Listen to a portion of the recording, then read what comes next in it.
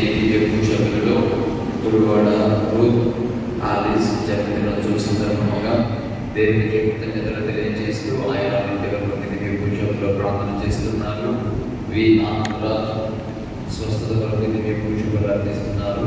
వి రష్మిక దేవునికి కృతజ్ఞతలు తెలియజేస్తూ దేవునికి ఆశీర్వాదాల కొరకు దివ్య పూజలు అర్థిస్తున్నారు. ఎస్ ఆత్విక్ జన్మదినోత్సవ సందర్భంగా దేవునికి కృతజ్ఞతలు తెలియజేస్తూ దేవునికి ఆశీర్వాదాల కొరకు దివ్య పూజలు సమర్పిస్తున్నారు. గోపాడ దగ్గర విశ్రాంతి తెచ్చుకొని పి పాలరాజు గారి ఆత్మ నుంచి విశ్రాంతి తెచ్చుకొని పి గీత భాస్కర్ గారి ఆత్మ నుంచి విశ్రాంతి తెచ్చుకొని ఈ దివ్య పూజలలో ప్రార్థన చేయండి. ఈ దివ్య పూజలలో ప్రార్థన చేస్తూ పవిత్రమైన దివ్య పూజలలో పాల్పంచుకున్న ప్రయత్నం చేద్దాం.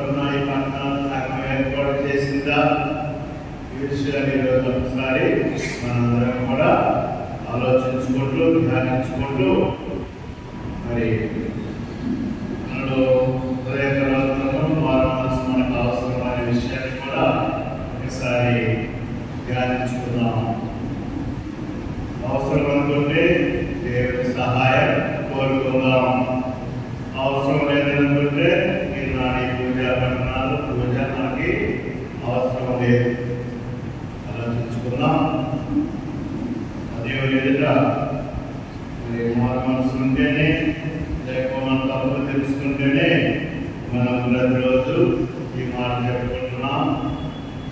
మన పాపంలో ఒప్పుకొని దేవుని క్షమాపణ కోరుకుందాం.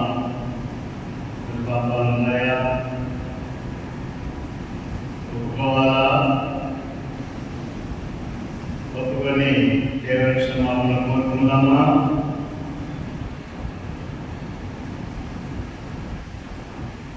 సర్వశక్తి గల సర్వేశ్వరుని చెంతను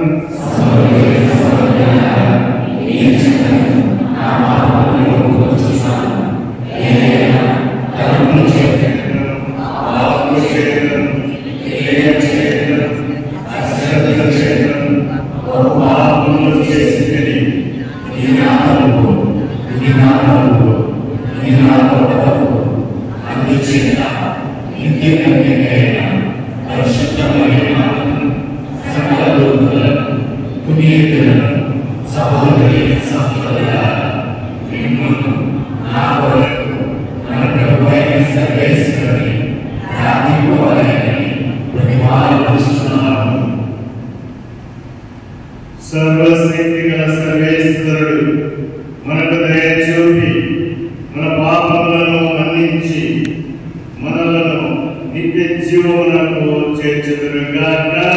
ఆమేన్.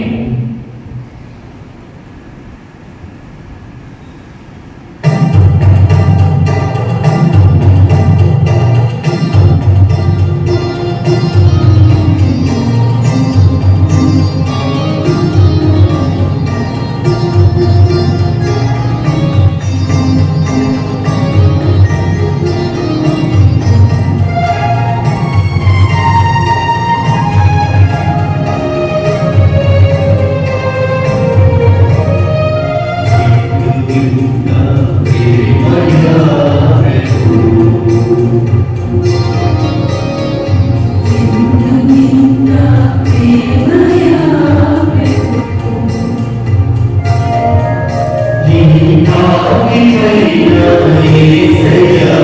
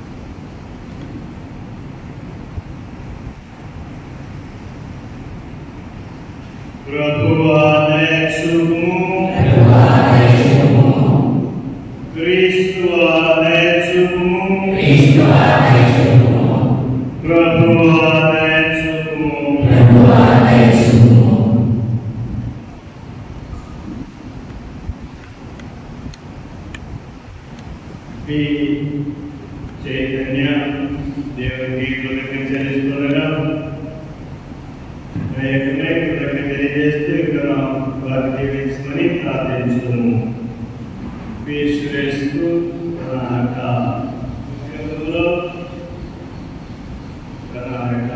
వ్యాపారంలో సహాయం చేసి అక్రమాన్ని దీవించుకొని ప్రార్థించుకున్నాము.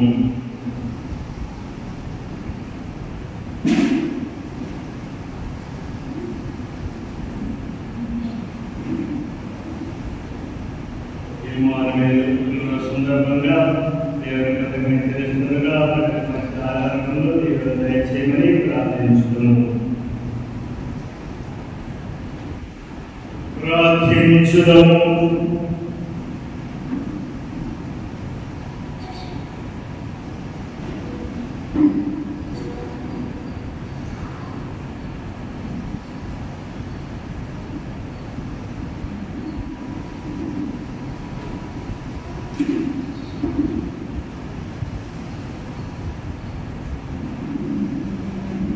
సర్వశక్తి గలవానికి సర్వేశ్వర,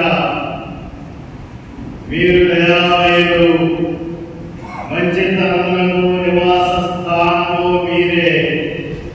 మీరు మా త్యాగ క్రియలను, ప్రార్థనలను, దాన ధర్మములను మా పాప నివారణకు సాధనముగా సూచించితిరి. మన సాక్షి వేదనకు గురి అయి దీన స్థితియందున్న మమ్ము కరుణతో చూడు. పాపభారం కింద పడి ఉన్న మమ్ము జాలితో పైకి లేవనెత్తుడు. మీతోనూ పవిత్రాత్మతోనూ కలిసి యుగ యుగములు జీవించుచు పాలించు మీ కుమారుడును మా ప్రభువు యేసుక్రీస్తు ద్వారా ఈ మనవి చేయించున్నాము. ఆమేన్.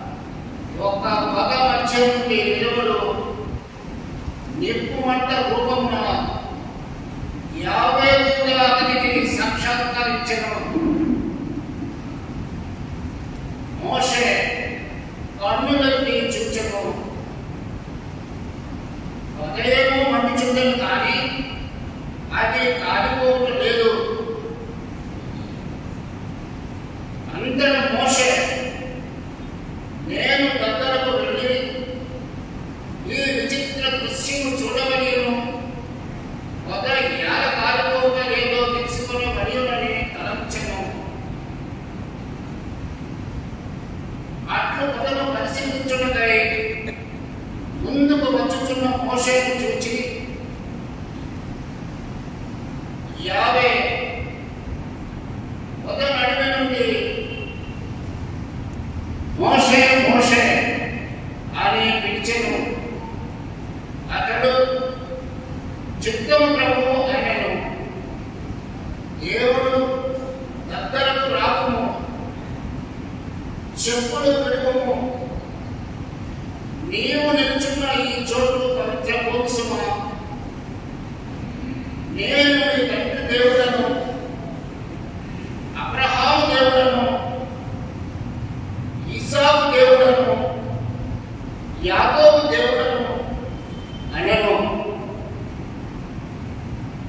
మోషే దేవుని చూచుటకు భయపడి ముఖము కప్పుకొనెను. అంతటా ఈ దేవుడైన యావే, ఐగుప్తు దేశంలో నా ప్రజలు అనుభవించు బాధలు కన్నులారా చూచితిని. దాసశిక్షలను వారి నుండి విడిపింపమని వారు చేసిన మనవిని విడిని వారు పడు పాటు గుర్తించింది. ఐగుప్తు దేశీయుల ఇనుప పిడికిళ్ళ నుండి వారిని విడిపించడమే క్రిందికి దిగి వచ్చింది. వారిని ఆ దేశం నుండి భాగ్యవంతమై సువిశాలమై పాలు తేనెలు జాలువారనదై కనానీయులకు, హిత్తీయులకు, అమోరీయులకు, పెరిజ్జీయులకు, హివ్వీయులకు, యెబూసీయులకు నిలయమైన దేశములకు చేర్చెదరు.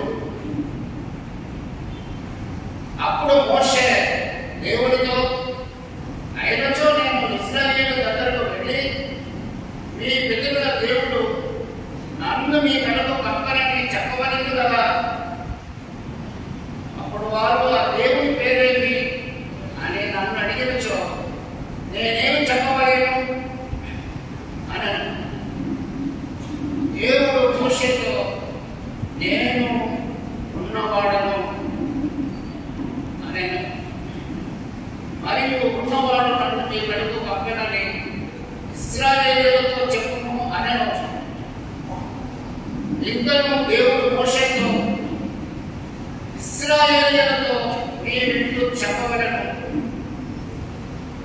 నీ పితరుల దేవుడు అబ్రహాము దేవుడు, ఇస్సాకు దేవుడు, యాకోబు దేవుడు అయిన యావే నన్ను మీ కడకు పంపెను.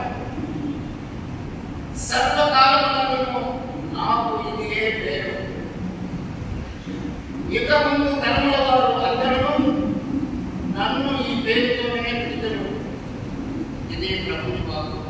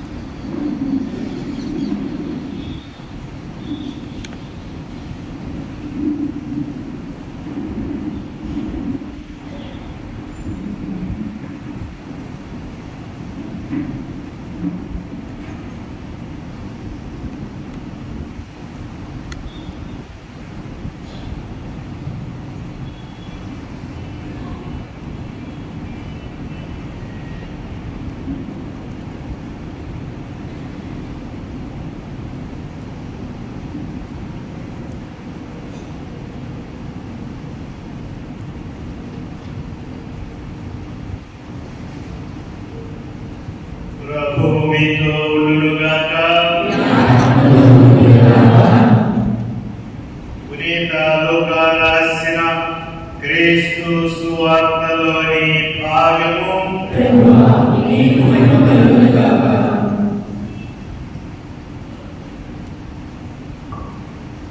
13వ అధ్యాయం 1వ వచనం నుండి. ఆ సమయమున కొందరు గలిలయ దేశీయులు బలులు సమర్పించినప్పుడు పిలాతు వారిని చంపిన విషయమును యేసుతో చెప్పిరి. అందుకు యేసు, అట్లు చంపబడిన ఈ గలిలయ వాసులు తక్కిన గలిలయ వాసుల కంటే ఎక్కువ పాపులని మీరు తలంచుచున్నారా? కాదు, హృదయ పరివర్తనము చెందనిచో మీరు అందరూ అట్లే నాశనమవుతారని మీతో చెప్పుచున్నాను. శిలువయమును రుజువుకొని దాని క్రింద పడి మరణించిన 18 మంది తక్కిన యెరూషలేము వాసుల కంటే ఎక్కువ అపరాధులని మీరు తలంచుచున్నారా? కాదు, హృదయ పరివర్తనము చెందనిచో అందరూ అట్లే నాశనమవుతారని మీతో చెప్పుచున్నాను. ప్రభు క్రీస్తు శుభవార్త.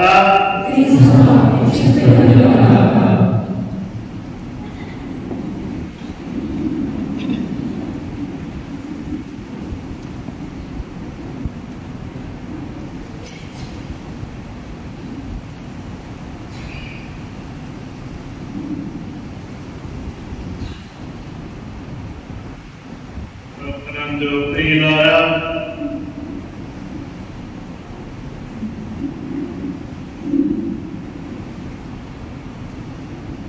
హృదయ పరివర్తనము చెందనిచో మీరందరూ అట్లే నాశనమవుదురు. హృదయ పరివర్తనము చెందనిచో మీరందరూ అట్లే నాశనమవుదురు.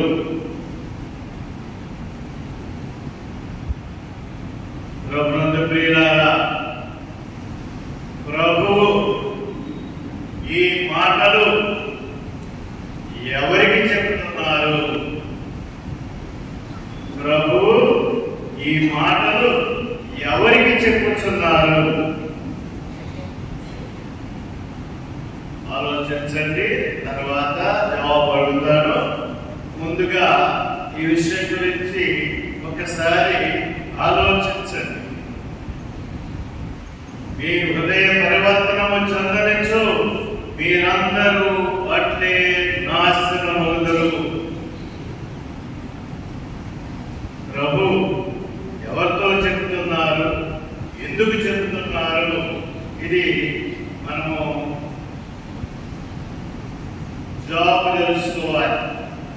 అప్పుడే ఈ మాటలు మనకి పనికొస్తాయి, లేక ఈ మాటలు మనకు ఉపయోగపడతాయి. ముందుగా ఒక మాట, మనము ప్రభు నాశనమవుతారు అనుకుంటారు. ప్రభు ప్రియులారా, ఈ మాట మనం జాగ్రత్తగా అర్థం చేసుకోవాలి. మొదట నాశనమవుతారు అంటున్నారు. ప్రభు ఈ మాటలు చాలా సార్లు ఉపయోగించినట్లుగా మనకు కనబడుతూ ఉంది. ప్రభు శపిస్తున్నారా? ప్రభు శపించటము లేదు.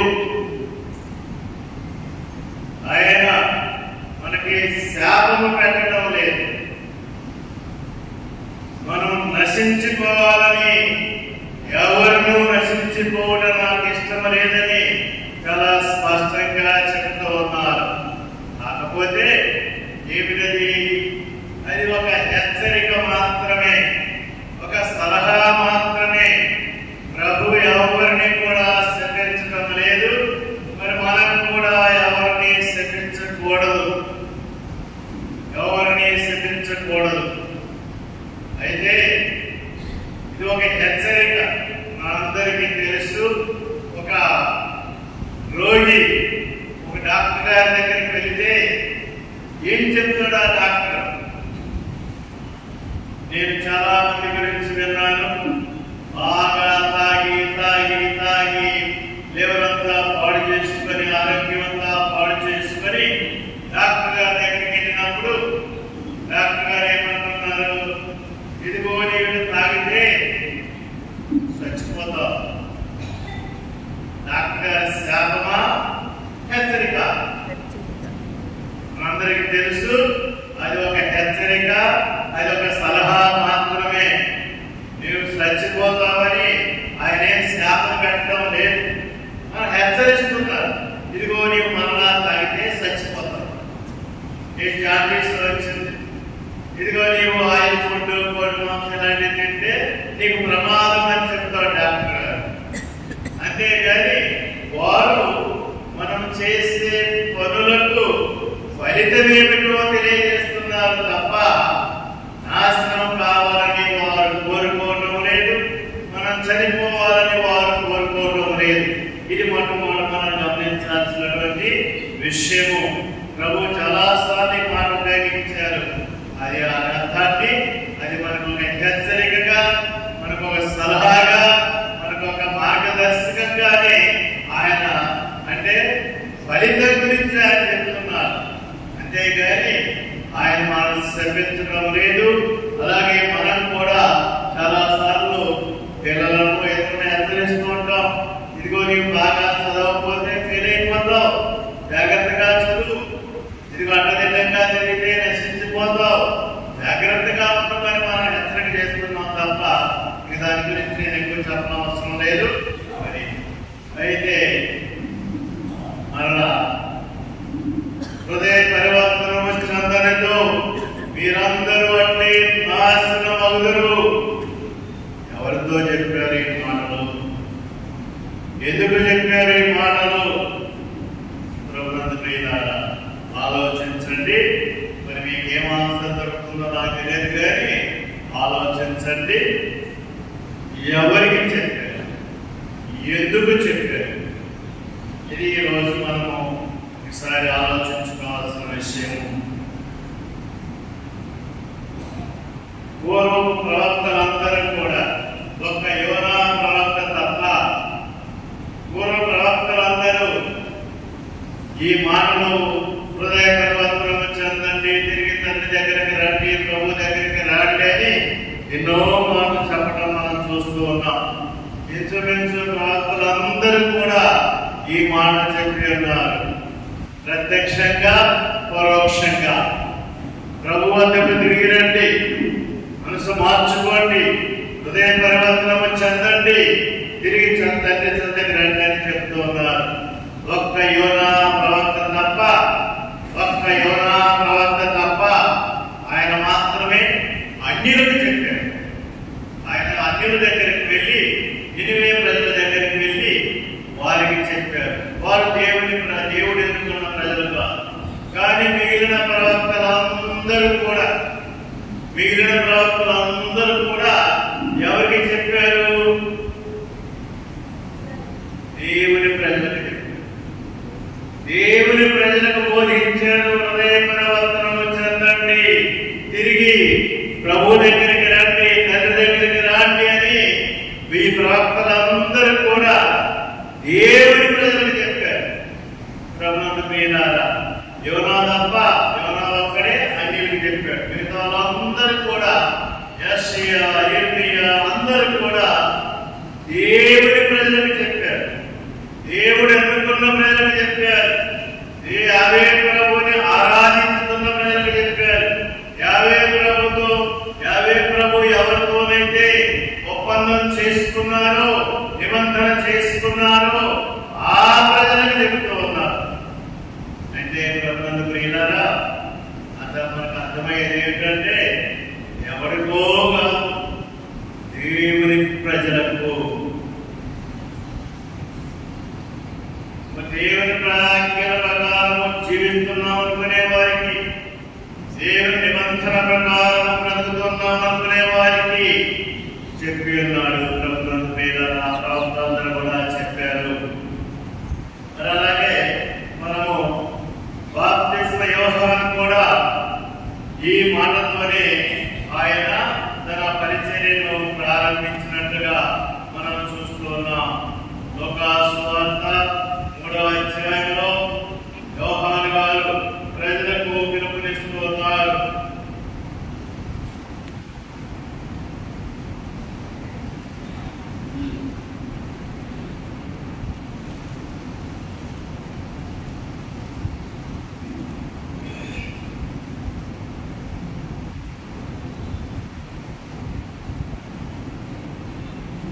తన వలన బాప్తిసం పొందుటకు వచ్చిన జనసమూహముతో యోహాను ఎవరికి తన దగ్గర బాప్తిసం పొందడానికి వచ్చిన వారికి చెప్తున్నారు. 3వ అధ్యాయము 7వ వచనం, తన వలన బాప్తిసం పొందుటకు వచ్చిన జన సమూహముతో యోహాను కొంచెము రఫ్ అండ్ రఫ్ ఆయన మరి మామూలుగా ఉండదు. ఆయన మాటలు మరి కొంత ఓ విషసత్వ సంతానమా అంటున్నారు. అప్పుడు 8వ వచనం, మీరు హృదయ పరివర్తనము తగిన పనులు చేయుడు. మీరిక హృదయ పరివర్తనములకు తగిన పనులు చేయుడు. అబ్రహాము మా తండ్రి మీరు తలంపవలదు. అంటే మేము మహావిశ్వాసపరుడైనటువంటి దేవుడు ఎన్నుకోబడినటువంటి మా తండ్రి అబ్రహాము పెట్టడం మేము. కాబట్టి మాకే లోటు లేదు. అబ్రహామును కాచి కాపాడినట్టే మమ్మల్ని కూడా కాపాడుతారు. అబ్రహాము ఎలా ఉన్నాడు, ఆయన ఎలా కాపాడాడు. వారు ఎలా ఉన్నారు, వారి దేవుడు ఎలా కాపాడుతాడని వాళ్ళు అనుకుంటున్నారో మనకు తెలియదు. కానీ అబ్రహాము మాత్రం నీలో తలపవలదు. ఎవరికి చెప్తున్నారు ఈ మాటలు? ఎవరికి చెప్తున్నారు? విశ్వాస పాత్రుడైనటువంటి, విశ్వాసానికి ప్రతీకైనటువంటి, విశ్వాసులకు మాతృకైనటువంటి, గొప్ప మాదిరైనటువంటి అబ్రహాము సంతానానికి చెప్తున్నారు. ఇది గమనించాలి. అబ్రహాము సంతానాన్ని చెప్తున్నారు ఈ మాటలు. కాబట్టి అబ్రహాము మాత్రమే మీరు తలంపవలదు. దేవుడి రాళ్ళ నుండి అబ్రహామునకు సంతానం కలగజేయగలడు. యేసు ప్రభువు కూడా ఈ మాటలతోనే ఆయన తన దైవరాజ్య సువార్తను లేక దైవరాజ్య పరిచర్యను ప్రారంభించారు. మార్కు సువార్త 1వ అధ్యాయము చాలా సార్లు విన్నటువంటి మాటే. ప్రతి ఒక్క క్రైస్తవునికి ఈ మాటలు కంఠస్థం కావాలి, హృదయంలో ఎల్లప్పుడూ ఉండాలి. కాలం 1వ అధ్యాయం 15వ వచనము, కాలం సంపూర్ణమైనది, దేవుని రాజ్యము సమీపించినది. హృదయ పరివర్తనము చెంది ఈ స్వార్థను విశ్వసింపుడు. విభూతి బుధవారం నాడు గురువు మరి నేనైతే ఈ మాట ఉపయోగిస్తాను. ఇప్పుడు పూర్వకాలంలో మట్టిని పెట్టి వదిలి మట్టి అయిపోతామనే మాట కంటే ఇది చాలా మంచిదైనటువంటి వాక్యము. కాబట్టి నుదుట విభూతిని పూస్తూ చెప్పిన మాట ఏమిటి?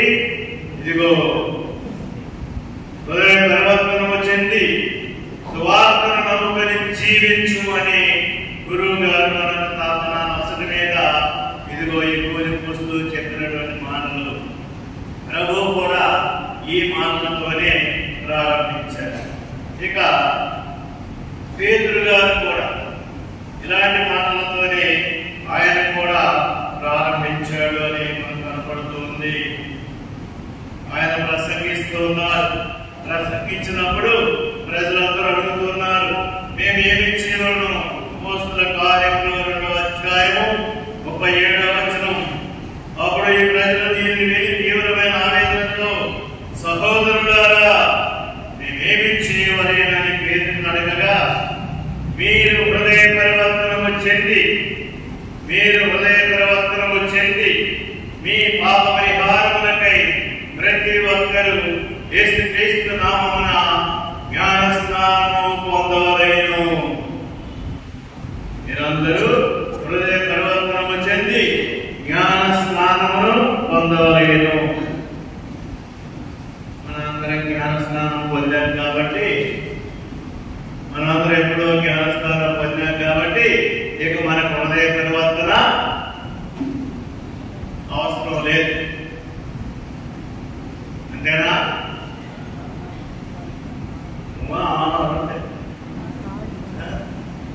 మరి బయలుదేరి మాటల ప్రకారం అయితే హృదయ పరివర్తన చెంది జ్ఞాన స్నానం పొందండి.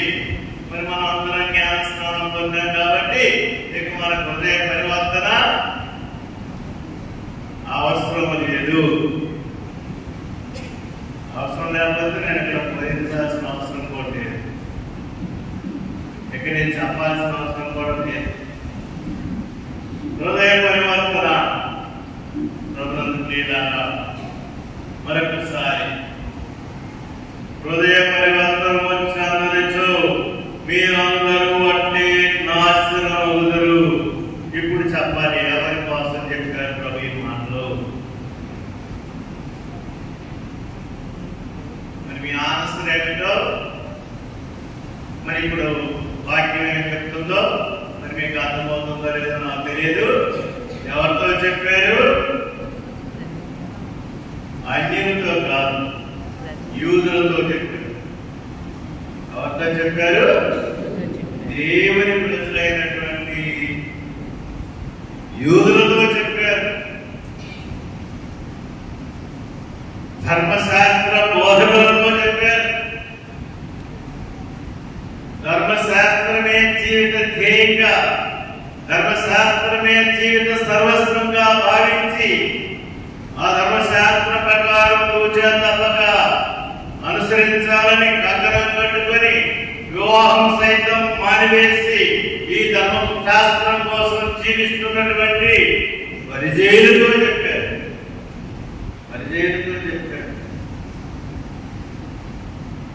నిత్యము యెరూషలేము దేవాలయంలో అర్చన చేస్తున్నటువంటి, పరులర్పిస్తున్నటువంటి, ప్రజల తరపున మనవి చేస్తున్నటువంటి, ప్రజలకు దేవుని దీవెనలు ఇస్తున్నటువంటి అర్చకులకు చెప్పారు. ప్రధాన అర్చకులకు చెప్పారు. దేవాలయంలో నిత్యంలో పనిచేస్తున్నటువంటి లేవీయులకు చెప్పారు. ప్రియులారా, ప్రజలందరికీ చెప్పారు. మొట్టమొదట దేవుని ప్రజలకు చెప్పారు. ఈ విషయాన్ని మనం గుర్తించాలి. అంటే దేవుని ఆరాధిస్తూ, దేవునికి కానుకలిస్తూ, దేవునికి సేవ చేస్తూ దేవుని ఉన్నటువంటి ప్రజలకు చెప్పారు. ప్రభునందు ప్రియులారా, ఇది బాగా గుర్తించాలి. కాబట్టి ఎవరికి చెప్పారు? హృదయ పరివర్తనము చెందనిచ్చు మీరందరూ అట్లే నాశనమవుదురని ఆయన నాడు అదిగో దేవుని ప్రజలకు చెప్పారు. ఈరోజు మనకి మాటలు అందరము ఇది మనకు ప్రతి ఒక్కరికి చెప్తున్నట్లుగా అనుకోవచ్చా? ఈరోజు ఈ మాటలు నీకు, నాకు, ప్రతి ఒక్క క్రైస్తవునికి ముందుగా చెప్తూ ఉన్నారనే విషయాన్ని మనం గుర్తించాలి. ఎవరికో కాదు, ఈరోజు మనందరికీ నిజం చెప్పాలంటే బాగా దగ్గర నుంచి, బిషపుల దగ్గర నుంచి, గురువుల దగ్గర నుంచి, కన్యాస్త్రుల దగ్గర నుంచి ప్రతి ఒక్క క్రైస్తవునికి తల్లి శ్రీ సభ ఈ రోజు ఈ మాటలు చెబుతూ ఉంది.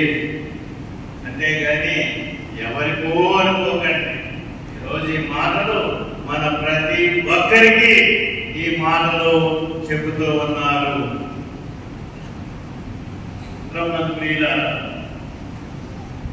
మొదటి పట్టణంలో మనం విన్నాం. ఎవరికి చెప్పారు? మోషేకి చెప్పారు.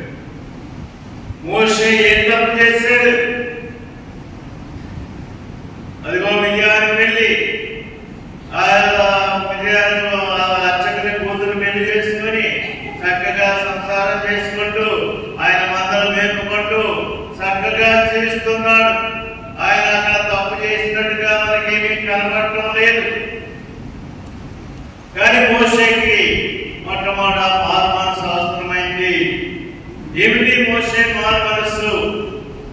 మరి చరిత్ర అంతా మీకు తెలుసు కాబట్టి సూక్ష్మంగా దేవుడు ఆయన్ను మరి సంరక్షించి తన తోటి హెబ్రీ వాళ్ళందరూ మగపిల్లలందరూ కూడా చంపబడుతూ ఉండగా ఈయన ఒక్కడిని దేవుడు కాపాడి అది శత్రువుల ఇంటిలో ఆయన స్థానం ఇచ్చి ఆయన గొప్ప మహిమను తీసుకొచ్చి ఆయన గొప్ప పదవిని తీసుకొని వచ్చి ఆయన్ను దేవుడు ఒక ఉద్దేశం కోసం ఎన్నుకున్నాడు.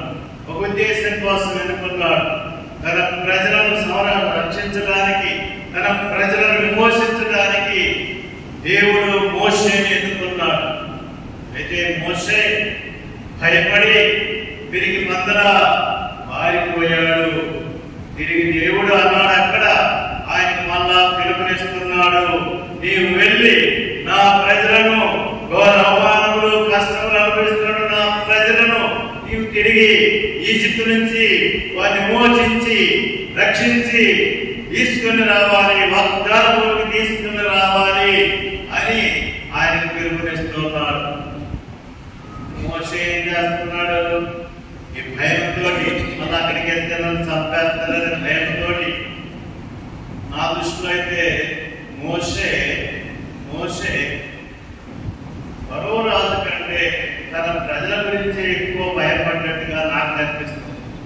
మరి మీకేం తెలుసు నాకు తెలియదు కానీ, మీకేమనిపిస్తుందో నాకు తెలియదు కానీ, మోషే రాజు వల్ల భయం కన్నా తన ప్రజల యొక్క మూర్ఖత్వాన్ని బట్టి ఆయన ఎక్కువగా నిరాశ చెంది ఉంటాడు. అందుకే కదా వెళ్ళాడు. ఎప్పుడైతే మరి ఆ ఇద్దరు హీబ్రూ ప్రజలు తాము కబులాడుకుంటున్నప్పుడు వాడు ఏమన్నాడు? నీ వద్దుగా ఈజిప్టీని చంపినట్టు నన్ను కూడా చంపుతావా అని. ఎందుకురా మీరు ఒక జాతి ప్రజలు, ఎందుకు మీరు కబులాడుకుంటున్నారంటే ఏమన్నాడు?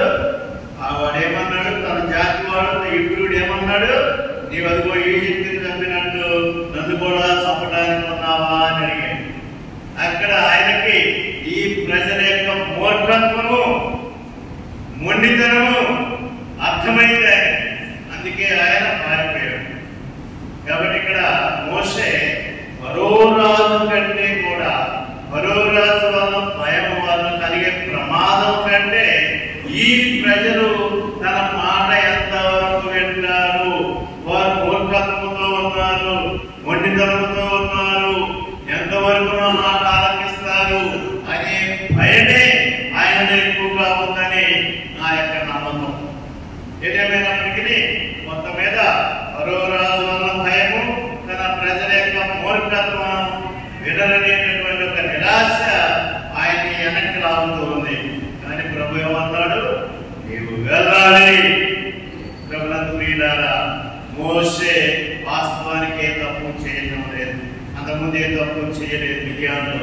కానీ ఆ ప్రభు యొక్క మాటను ఆలకించి మోషే ఏం చేశాడు? తన భయాందోళనను పక్కన పెట్టి, తన ఆలోచనలు పక్కన పెట్టి ఆయన ఏం చేస్తున్నాడు? దేవుడు ఆదేశించిన ప్రకారము ఈజిప్టుకి ప్రయాణం అయిపోతూ ఉన్నాడు. ఇది ఇక్కడ మోషే మారు మనస్సు. అంటే ఆయన మామూలు జీవితము చక్కగానే జీవిస్తూ ఉన్నప్పటికీ దాన్ని విడిచిపెట్టి మరొక ఉన్నత కార్యం కోసము, మరొక గొప్ప కార్యం కోసము తన ఆలోచనలు మార్చుకొని, తన భయాందోళన పక్కన పెట్టి, తన నిరాశ నిస్పృహను పక్కన పెట్టి అదిగో ఆయన ఈజిప్టు పెడుతున్నాడు. ఇది మారు మనస్సు. మోషే కూడా మారు మనస్సు, హృదయ పరివర్తన అవసరమైంది. కనుక ప్రభునందు ప్రియులారా, ఏమిటి మారు మనస్సు? కాబట్టి ఎవరికి చెప్తున్నారు ప్రభు? ఆనాడు దేవుని ప్రజలు చెప్తున్నారు, ఈనాడు మనందరికీ మరొకసారి చెప్తున్నారు. మీరు హృదయ పరివర్తనము చెందనిచ్చు, మీరందరూ అట్లే నాశనమవుదురు అని చెప్తూ ఉన్నారు, హెచ్చరిక చేస్తూ ఉన్నారు, సలహా ఇస్తూ ఉన్నారు. జాగ్రత్త పడండి. పడండి, సమయం ఉండగానే జాగ్రత్త పడండి అని చెబుతూ ఉన్నారు ప్రభుత్వ. ఈనాడు ఎంతమంది మనం పాపాత్ములను ఒప్పుకునే వాళ్ళు ఎంతమంది? నిజమే, నేను పాపిని నేనే పాపం చేయలేదని వాళ్ళు చాలా. ప్రభుత్వ మారు మనస్సు అంటే కేవలము ఒక తప్పుడు మార్గం నుంచి మంచి మార్గంలోకి రావడమే కాదు, ఒక వ్యసనాన్ని లేక ఒక పాపాన్ని విడిచిపెట్టడమే కాదు, అది ఒక భాగమే. రెండవది అసలైనది ఏమిటి? ఇదివరకు నేను చెప్పాను, మరి మరొకసారి జ్ఞాపకం చేసుకుందాం. ఏమిటి హృదయ పరివర్తనము? ఏమిటి మారు మనస్సు? ఒకసారి మనలో, మన హృదయంలో, మన మనస్సులో ఏముంటాయి? మన మనస్సులో లేక మన హృదయంలో ఏముంటాయి? అదొకసారి మనం తెలుసుకోవాలి. ఏముంటాయి మన హృదయంలో? ఏముంటాయి? కోరికలు ఉంటాయి, ఆశలు ఉంటాయి, ఆశయాలు ఉంటాయి, నమ్మకాలు ఉంటాయి, సిద్ధాంతాలు ఉంటాయి. ఇలాగా మన హృదయంలో ఉండేవి వీటిల్లో ఈరోజు మనలో చాలా మంది నేనే పాపము చేయటము లేదు అని అనుకునే వారు చాలా మంది ఉన్నారు. పాపము గుర్తించిన వారు చాలా మంది ఉన్నారు. అది ప్రక్కన పెడితే, ఒక విధంగా మనం క్రైస్తవత్వంలో ఎదురు చెప్పాను, ఒక విధంగా మనం నిజంగా క్రైస్తవత్వంలో వెతుకుతూ ఉంటే మనలో మంచి పెరుగుతూ చెడు తరిగిపోతూ ఉంటుంది. అందులో ఏమాత్రం అనుమానం లేదు. కాబట్టి ఒకప్పుడు మనలో ఉన్నటువంటి చెడు గుణాలు ఈనాడు లేకపోవచ్చు. ఎందుకంటే మనము క్రీస్తులో ఎదుగుతున్నాం, ఆధ్యాత్మికంగా ఎదుగుతూ ఉన్నాం. కాబట్టి మనలో కొన్ని రకాలైన పాపాలు తగ్గిపోతూ ఉండవచ్చు. అందులో ఏమాత్రం అనుమానం లేదు. తగ్గాలి. మనం క్రీస్తులో ఎదుగుతున్నామంటే, ఆధ్యాత్మికంగా ఎదుగుతున్నామంటే మనలో కొన్ని తప్పులు, కొన్ని పాపాలు ఖచ్చితంగా తగ్గిపోతున్నాయి. తగ్గిపోతేనే మనం ఎదిగినట్టు లెక్క. కాబట్టి ఆ విధంగా చూసుకుంటే మనలో చాలా మంది ఆధ్యాత్మికంగా ఎదుగుతూ ఉండవచ్చు. కానీ ప్రభుత్వ ప్రియులారా, గుర్తించండి, ధర్మశాస్త్రమే సర్వస్వంగా భావించి ఆ ధర్మశాస్త్రాన్ని పూజా తప్పక పాటించడానికి కంకణం కట్టుకొని దానికోసం వివాహం సైతము విడిచిపెట్టి, సంసారాన్ని సైతము విడిచిపెట్టి ఈ ధర్మశాస్త్రమే సర్వస్వంగా భావించినటువంటి పరిచయులున్నారు. వారిని మించిన భక్తులు లేరు. పౌలు గారు అంటాడు, ఆయన పరిచయుడే. ఏమన్నాడు? ధర్మశాస్త్రం ప్రకారం ఒకడు ఎంత నీతిమంతుడవడానికి అవకాశం ఉన్నదో అంతవరకు నేను నీతిమంతుడిని అంటాడు. అంటే ఎంత నీతిమంతుడు? ధర్మశాస్త్రం ప్రకారం ఆయన చాలా నీతిమంతుడే. అలాగే ఈ పరిచయులు కూడా నీతిమంతులే, ధర్మశాస్త్రం ప్రకారం నీతిమంతులే. కానీ ప్రభు వారిని ఎంతగా వారికి చెప్పారో మీ అందరికీ తెలుసు. మత్తయి సువార్త 23వ అధ్యాయంలోకి వెళ్తే మీరు చూస్తారు అక్కడ, అయ్యో ధర్మశాస్త్ర బోధకులారా, పరిచయులారా, మీకు అనర్థము, మీకు అనర్థము. ఏంటి అక్కడ మనకు కనిపించేది? ఎవడైతే నిరంతరము ధర్మశాస్త్రమును 1వ కీర్తన మనం వింటున్నాం, అని పరిచయులు రాసిన కీర్తనే ఏం వింటున్నాం? దివారాత్రములు ప్రభు యావే ధర్మశాస్త్రములు దివారాత్రములు ధ్యానించువాడు ధన్యుడు. దివారాత్రములు ధర్మశాస్త్రములు చదివిన వారే, ధ్యానించిన వారే. కానీ వారికి చెప్తున్నాడు, అయ్యో మీకు అనర్థము.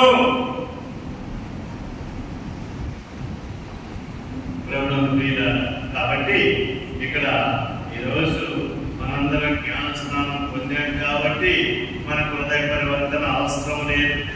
మనం రోజు పూజ చూస్తున్నాం కాబట్టి మనకి మారు మనసు అవసరం లేదు. మనం దేవుని కార్యక్రమాలన్నీ నెరవేరుస్తున్నాం కాబట్టి మనకు ఈ హృదయ పరివర్తనతో మారు మనసుతో పని లేదు. ఇది మనకి కాదు, ఎవడో పాపాత్ములకే తప్ప మనకి కాదు అని మేము ప్రతి ఆదివారం పూజకు వస్తున్నాం, ఇలాగే ఎన్నెన్నో కార్యక్రమాలు చేస్తున్నాం అని మనం అనుకోవచ్చు. మంచిదే. కానీ ఏమిటి మరి ఏమిటి ఈరోజు మాట మనందరికీ చెప్తున్నా.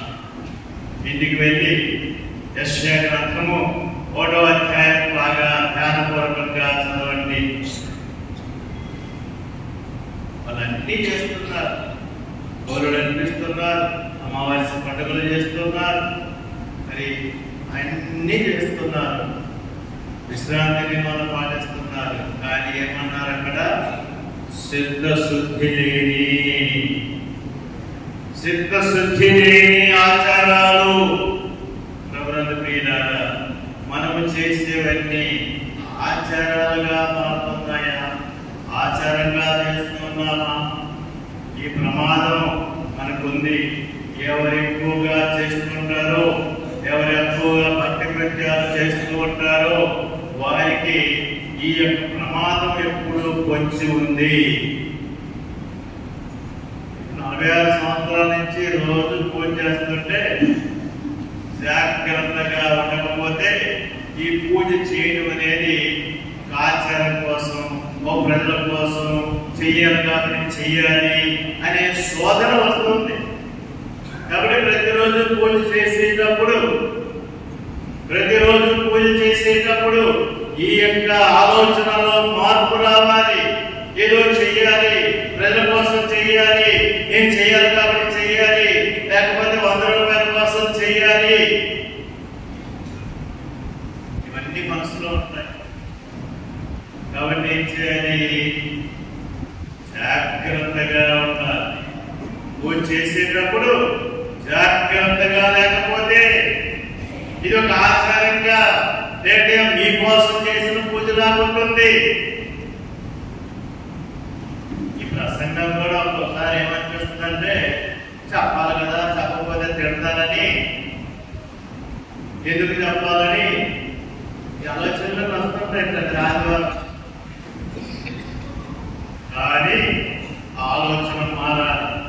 కనుక ప్రభుత్వ ప్రియులారా, మనలో కోరికలు ఉన్నాయి, చాలా మంచి కోరికలు ఉన్నాయి.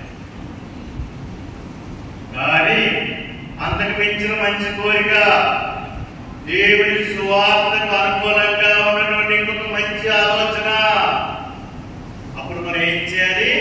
ఈ మంచి ఆలోచన అయినా సరే దీన్ని వదిలిపెట్టి దేవుని రాజ్య సువార్తకు అనుకూలమైనటువంటి ఇంకొంచెం మంచి ఆలోచనకు మనం మారాలి.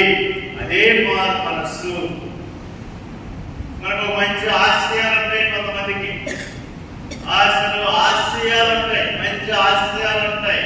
కానీ ఈ ఆశయము దేవుని రాజ్య సువార్తకు అనుకూలమైన ఆశయమేనా? ఆశే మంచిదే, కానీ ఇది దేవుని రాజ్య సువార్తకు అనుకూలమైనటువంటి ఆశయమేనా? అప్పుడు ఏం చేయాలి? ఈ మంచి ఆశయాన్ని విడిచిపెట్టి దేవుని రాజ్య సువార్తకు అనుకూలమైనటువంటి మంచి ఆశయంగా మార్చుకోవాలి. నమ్మకాలు ఉన్నాయి, మనకు అనేక నమ్మకాలు ఉన్నాయి. చెడు నమ్మకాలు పక్కన పెట్టి మనకు అనేకమైన మంచి నమ్మకాలు ఉన్నాయి. మంచి నమ్మకాలు కూడా మన హృదయంలో ఉంటాయి. కానీ ఈ నమ్మకాలు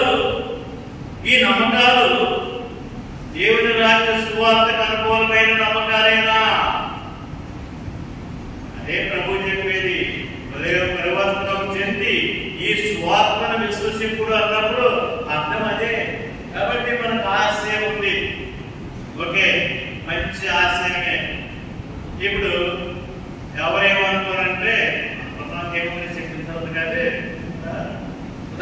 స్థానానికి ప్రార్థనకు వస్తారు. ఈ ప్రార్థన చేస్తుంటారు. ఎలా చేస్తుంటారు?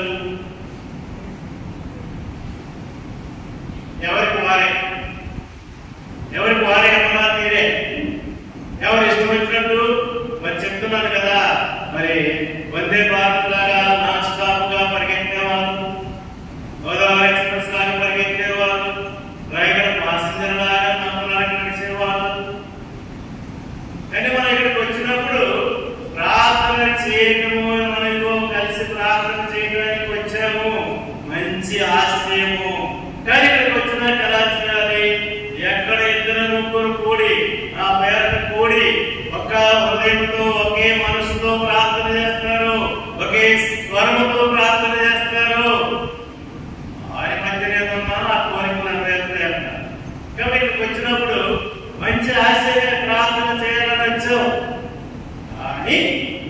కానీ ఏంటి ఆశయము? నేనే నా ప్రార్థన చేస్తూ నేనే పరిగెడతాను మాటలుగా. ఈ రోజు మనందరం ఎక్కడికి వచ్చింది, మళ్ళా గుర్తుపెట్టుకోండి, మనందరం ఎక్కడికి వచ్చింది ఒక్కొక్కరుగా కాదు, ఒక సంఘంగా వచ్చాం, ఒక క్రీస్తు ప్రభు శరీరంలోని అవయవాలుగా వచ్చాం. కాబట్టి ఆ ప్రార్థన అనేది ఒకే స్వరము, ఒకే మనసు, ఒకే హృదయం ఉండాలి. ఇది చెప్పినా ఎవరు ప్రార్థన అంటే ముందు పరిగెట్టేవాళ్ళు. ఇంకొక మంచి ఆశను మనసులో పెట్టుకోండి. మనలో కొంతమంది క్రొత్తగా వచ్చే వాళ్ళు, చదువులేని వాళ్ళు ఉంటారు. వాళ్ళు నేర్చుకోవాలి అంటే మనం నెమ్మదిగా చెప్తూ ఉంటే వాళ్ళు కూడా నేర్చుకుంటారు. అంతేగాని ఇష్టం వచ్చినట్టుగా పరిగెట్టడం కాదు. కనుక ఇది ఒక చిన్న ఉదాహరణ. ఏమిటది? మన ఆశయం మంచిదే, ప్రార్థన చేయాలనే ఆశయం మంచిదే. కానీ సంఘ ప్రార్థనకు వచ్చినప్పుడు మనందరము ఒకే మనసుతో, ఒకే హృదయంతో, ఒకే ఆశయంతో, ఒకే స్వరంగా ప్రార్థన చేయాలి.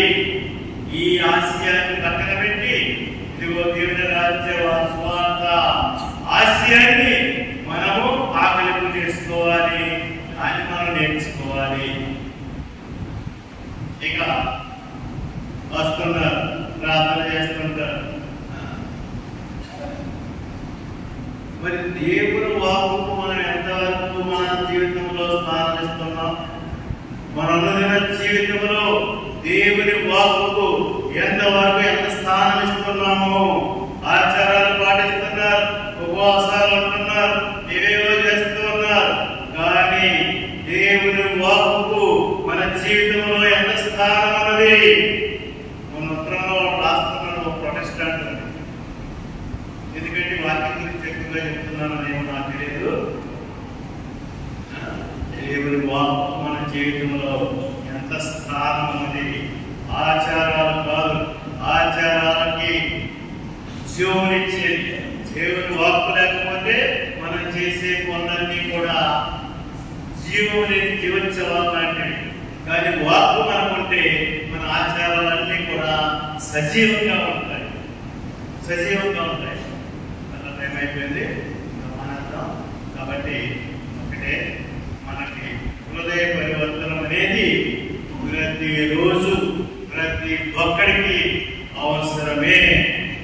అందున ముఖ్యంగా ఎవరైతే ఎక్కువ భక్తి పనులు అనుకుంటారో, ఎవరైతే ఎక్కువగా భక్తి కార్యక్రమాలు చేస్తుంటారో వాళ్ళకి ఎక్కువ మానవాల్సిన అవసరం అనే విషయాన్ని ఈ రోజు మీ ముందు పెడుతున్నాను. తక్కువ రైతులు మీరు ఆలోచించుకోండి. కానీ ఆనాడు అపరిచయులకి, ధర్మశాస్త్ర బోధకులకి ఇవన్నీ చెప్పి ఉన్నారు. ఇంకా అసలైన విషయము రాలేదు, కానీ పక్కన పెట్టుకొని చాలింతవరకు ఏమిటది? హృదయ పరివర్తనము, మారు మనస్సు. అంటే ఒకటే మాట, మన హృదయంలో ఉన్నటువంటి చెడు ఆలోచనలు, చెడు క్రియల నుంచి బయటపడటమే కాకుండా రెండవది మనలో ఉన్నటువంటి మంచి ఆలోచనలు, మంచి ఆశలు, మంచి ఆశయాలు, మంచి నమ్మకాలు, మంచి సిద్ధాంతాలు, ఇవన్నీ కూడా సువార్తకు అనుకూలంగా మనం మలుచుకోవడమే మారు మనసు. వీటన్నిటినీ సువార్తకు అనుకూలంగా, దేవుని రాజ్య సువార్తకు అనుకూలంగా మలచుకోవడమే మారు మనస్సు. మంచివే కావచ్చు, కానీ అంతకంటే ఉత్తమమైనటువంటి మేలైనటువంటి వాడికి వెళ్ళడమే మారు మనస్సు. అంటే దీని మీద ఉన్నటువంటి మనసును తీసి దాని మీద పెట్టడం, ఇది మంచి ఆలోచనే. కానీ అంతకంటే దైవరాజ్య సువార్త ఆలోచన మంచిదైతే దాని మీదకి మన మనసులో మార్చుకోవాలి. అదే హృదయ పరివర్తనము, మారు మనస్సు. ఇప్పుడు ఆలోచించండి, మనందరికీ మారు మనస్సు అవసరమేనా కాదా? ప్రతి నిత్యము అనేక శోధనలతో మనము మరి వేధింపబడుతున్నటువంటి మనము ఇలాంటి శోధనలు, నేను చాలా మంచివాడిని, నాలో మంచి ఆలోచనలు ఉన్నాయి అనే శోధన మనకు ఉంటుంది. కానీ దాన్ని జయించాలి. అదే హృదయ పరివర్తనము, మారు మనస్సు. పరలోకమును భూలోకమును సృష్టించిన సర్వశక్తి గల సర్వేశ్వరుని విశ్వసించుచున్నాను. అతని యొక్క దేవస్థులను మన యొక్క నామధేయుని యేసుక్రీస్తును విశ్వసించుచున్నాను. ఇతడు పవిత్రాత్మవలన గర్భమై కన్యకయై ఉండి పుట్టెను. భూముచులాని అధికారములోని పాడుపడి శిలువ మీద కొట్టబడి మరణం పొంది సమాధిలో ఉంచబడెను. పాతాళము నుండి మూడవ నాడు చనిపోయిన వారి నుండి లేచెను. పరలోకమునకు వెళ్ళి సర్వశక్తి గల తండ్రియైన సర్వేశ్వరుని కుడిపక్కన కూర్చుని ఉన్నారు. అక్కడి నుండి జీవించు వారును చనిపోయిన వారును తీర్పు చేయుటకు వచ్చెను. పవిత్రాత్మను విశ్వసించుచున్నాను. పరిశుద్ధ బప్తిస్మమును నీతిగల సంబంధ ప్రయోజనమును విశ్వసించుచున్నాను. ఆత్మన్నిటిని విశ్వసించుచున్నాను. శరీరపు ఆత్మను విశ్వసించుచున్నాను. నిత్య జీవమును విశ్వసించుచున్నాను. ఆమేన్. దేవదేవుడు మనకు చేసినటువంటి సకల పేరులను, ఉపకారములను గుర్తుపెట్టుకొని కృతజ్ఞతాపూర్వకమైనటువంటి హృదయంతో మన మానవులను అర్పించుకుందాం. మా తండ్రి, మీ పిలుపునందుకొని మీ రాష్ట్రంలో మీరు ఎదుర్కొన్న మా ఫ్రాన్సిస్ బాబు గారికి దీవించండి. ఆయనకు మంచి ఆరోగ్యము చేకూర్చి పెట్టుకొని, మరి ముఖ్యంగా ప్రభా వర్గాల శక్తినివ్వండి. మా పీఠాధిపతులు, గురువులు, కన్యశ్రీలు, అటవాసులు, సువార్థికులందరినీ దీవించండి. వారందరికీ కావలసిన శారీరక, ఆత్మీయ ఆరోగ్యములు తండ్రిగా పెద్దగా ప్రసాదించమని అందరూ ఓ ప్రభువా మేము చేయి ప్రార్థన ఆలకించండి. సర్వశక్తి గల సర్వేశ్వర, ఈరోజు మాకు మంచి వాక్యాన్ని నీకు వందనములు తెలుపుకుంటూ ప్రభువా, మేము విన్నటువంటి వాక్యాన్ని అర్థం చేసుకొని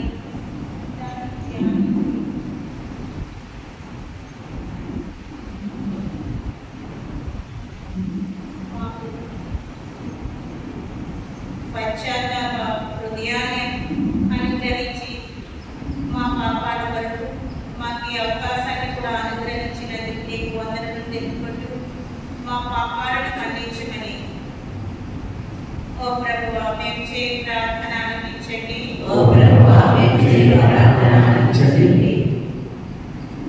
కాలం సంపూర్ణమైనది, దేవుని రాజ్యం సమీపించినది.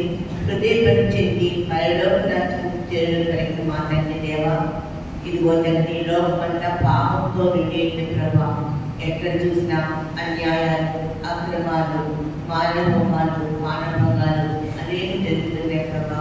వారందరి మనసులో మార్చండి తండ్రి నాయన. హృదయ ప్రజలు వారిని అనుగ్రహించమని అందరూ ఓ ప్రభువా మేము చేయి ప్రార్థన ఆలకించండి.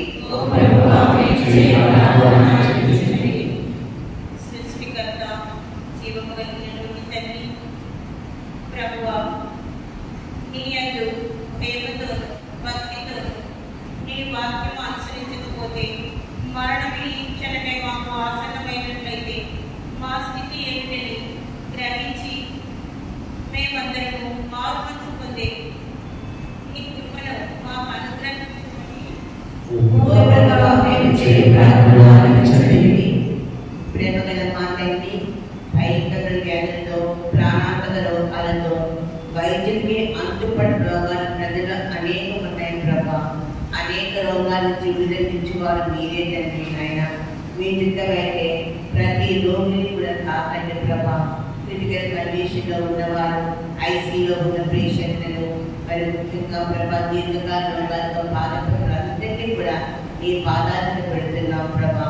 మీ స్వస్థాస్తున్న వారందరినీ తాకి సంపూర్ణ ఆరోగ్యవంతంగా లేవనంతమని అందరూ ఓ ప్రభువా మేము చేయు ప్రార్థన ఆరంభించండి. ఓ దేవా, వాక్యాన్ని విన్నటువంటి క్రైస్తవ బిడ్డలందరూ ప్రభా నీ వాక్యానుసారం జీవించే కృపను మాకు దయచేయమని, ఎక్కడైతే వాక్యము లేక నిన్ను తెలుసుకోలేక ఉన్నటువంటి ప్రజలందరూ నిన్ను తెలుసుకొని నీ ప్రేమలో జీవించే కృపను అనుగ్రహించమని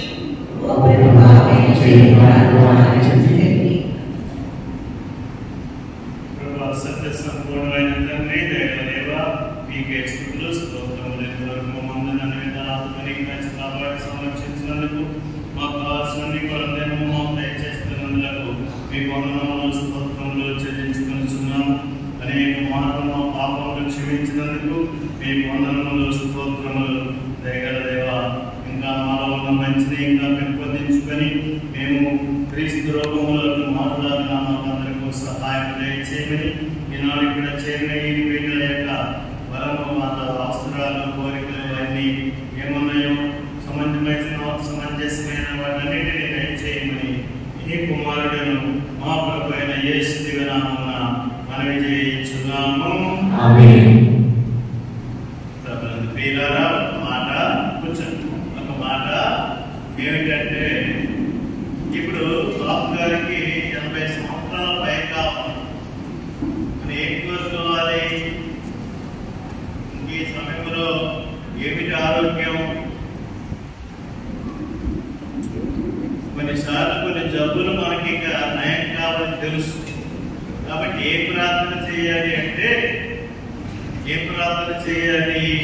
వీరు ఈ సిలువను మోయగలిగే శక్తిని వారికి దయచేయమని ప్రార్థన చేయాలి. కొన్ని మంది జబ్బులు ఇక నయం కాదు. అలాంటప్పుడు మనం ఏం ప్రార్థన చేయాలంటే, ప్రభువా ఆ సిలువను మోయడానికి వారికి కావాల్సిన శక్తిని దయచేయమని మనం ప్రార్థించాలి. ఆరోగ్యం అంటే ఎక్కడ ఆరోగ్యం వస్తుంది? ఎక్కడ ఆరోగ్యం వస్తుంది? కాబట్టి వాస్తవాన్ని పరిశీలించుకొని అక్కడ కూడా మనం మారు మనసు. ఏమిటి మారు మనసు? మనం అనుకున్నట్టుగా కాదు, ఈ చిత్త ప్రకారము వారికి కావలసిన అనుగ్రహం. బాబు గారి గురించే కాదు. ఎందుకు చెప్తున్నానంటే, ఆడెవడో నేను బాబు గారి గురించి ఎప్పుడు చెప్పలేదని ఆడెవడో ఏడుస్తున్నాడు. నేను రోజు ప్రార్థన చేసుకుంటున్నాను. నా ప్రార్థన ఏంటంటే, ప్రభువా ఆయనకి ఈ సమయంలో ఈ యొక్క శిలువను మోయడానికి శక్తిని దయచేయమని నేను ప్రార్థన చేసుకుంటున్నాను బాబు గారి గురించి. మీరు కూడా అదే ప్రార్థన చేయండి.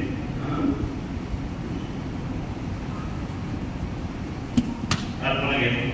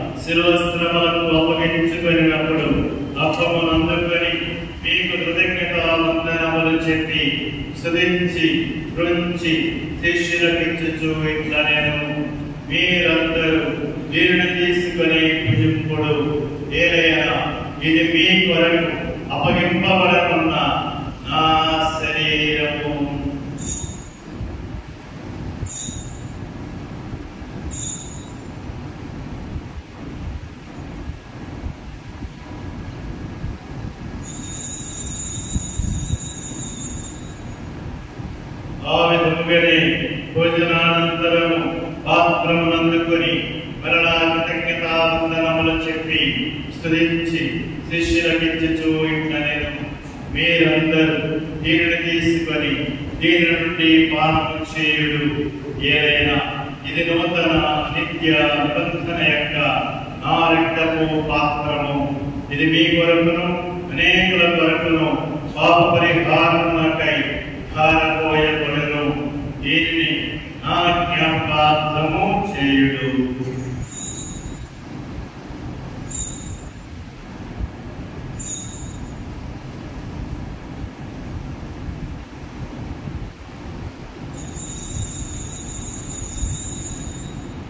ఇది విశ్వాస రహస్యము.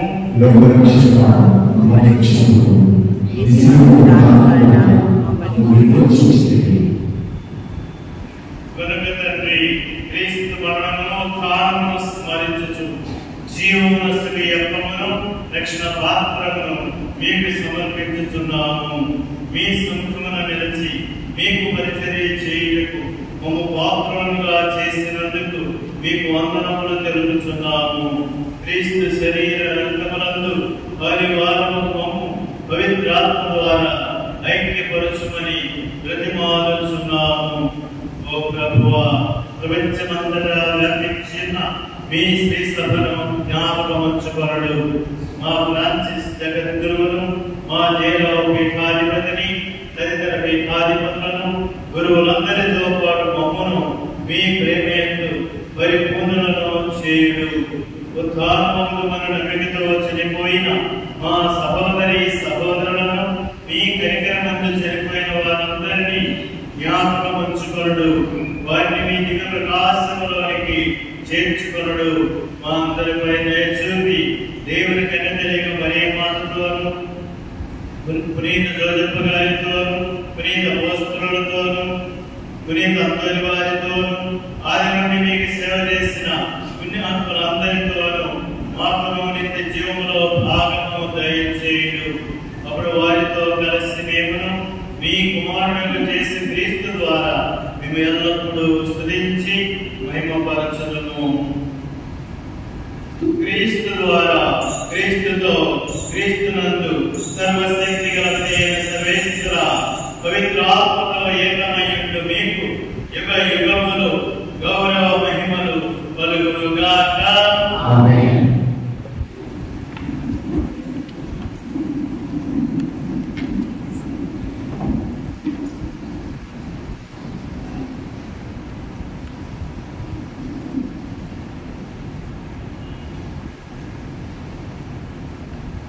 మారు మనస్సు హృదయ పరివర్తన రెండు దశలుగా ఉంటుంది. ఒకటి, పాపము నుండి వైదొలగటము. రెండవది, మంచి నుంచి ఇంకా మంచికి, ఇంకా ఉన్నతమైన వాటికి చేరుకోవడము రెండవ దశ. ఇది మనం గమనించుకొని ప్రయత్నిస్తూ దేవుని సహాయం కోరుకుందాం. పరలోకమందున్న మా తండ్రి, మీ నామము పూజింపబడుగాక. మీ రాజ్యము వచ్చుగాక. మీ చిత్తము పరలోకమందు నెరవేరినట్లు భూలోకమందును నెరవేరుగాక. నానాటికి కావలసిన ఆనందము మాకు నేటికి అనుగ్రహింపుము. మా యొక్క అప్పుడైన వారిని మేము మన్నించినట్లు ఆ తప్పులను మీరు మన్నింపుడు. మమ్మల్ని శోధనయందు ప్రవేశింపనివ్వక కీడుల నుండి మమ్మల్ని రక్షింపుడు. ఓ ప్రభువా, అన్ని కీడుల నుండి మమ్మల్ని రక్షింపుడు. మా ఈ రోజులలో మాకు శాంతిని ప్రసాదింపుడు.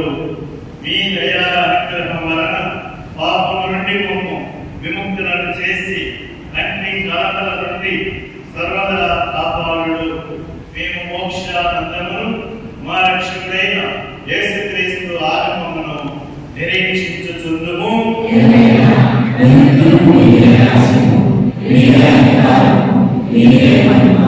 శాంతిని మీకు అనుగ్రహించుచున్నాను, నా శాంతిని మీకు ఇచ్చుచున్నాను అని మీ అపోస్తలులతో వచించిన ప్రభు అయిన యేసువా, మా పాపములను లెక్కింపక మీ స్త్రీ సభ విశ్వాసమును వీక్షింపుడు.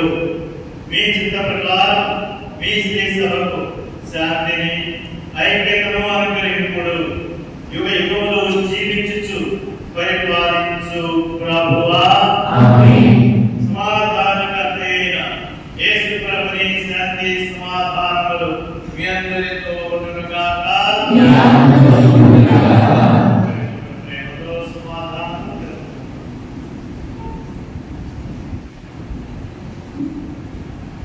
సర్వేశ్వరుడు